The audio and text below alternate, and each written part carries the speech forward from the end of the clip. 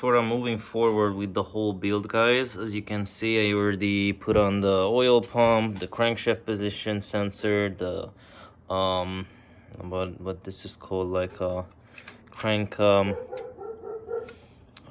a crank blade, the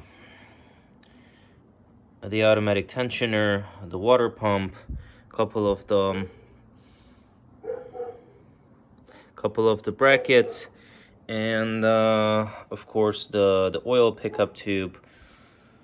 So basically a bunch of things. But before I'm going forward to put on the oil pan, I want to show you guys that most of the times, if you're doing the measurements on the crank, once you install the crank, once you install the cradle, once you install the rod and everything, you should measure the crank end play. And in my case, the number is between 2/1000 of an inch and 7, and as you can see, mine, it says like 2.5, so I'm good with the numbers. So basically, to set up to measure the crankshaft, you can do without the digital meter or analog meter. Basically, you just need the feeler gauge and a very big pry bar or a flathead screwdriver, and you just have to put it between the cradle and the crankshaft, and just slightly start moving around left and right and measure, you know, the gap with the feeler gauge between.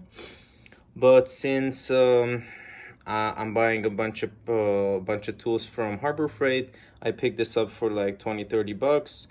Also this magnetic stand for it. I kind of had to work around with the arm because it doesn't really want to hold it from here, so I kind of Mickey Moused it. Before you install any of these things, make sure that you have a mallet, just a normal mallet. So start hitting the crank on the other side of the block, and once you hit it like 2 or 3 times, then you set up this whole magnetic stand, the dial indicator, and then you zero it out, and then you start hitting from the other end with the same mallet, and you're gonna get a reading, and that reading is your end play. So basically that's it. I already measured it.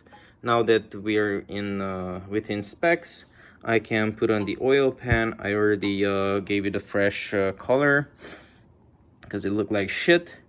And basically that's it, guys. I'm going to put on the oil pan and start putting back all the parts. And probably in a couple of days, when I'm gonna get back the head, I'm going to install the head as well. And basically I'm ready to put the engine back into the car. As you guys can see, it's a mess around here, all the parts and tools and everything, but I'm getting there. All right, see you guys in the next video when I'm installing basically most of the parts except the head and the head gasket. I still have to put on the tensioners, the pulleys, yeah, and a bunch of other parts. See you guys in the next video. Peace.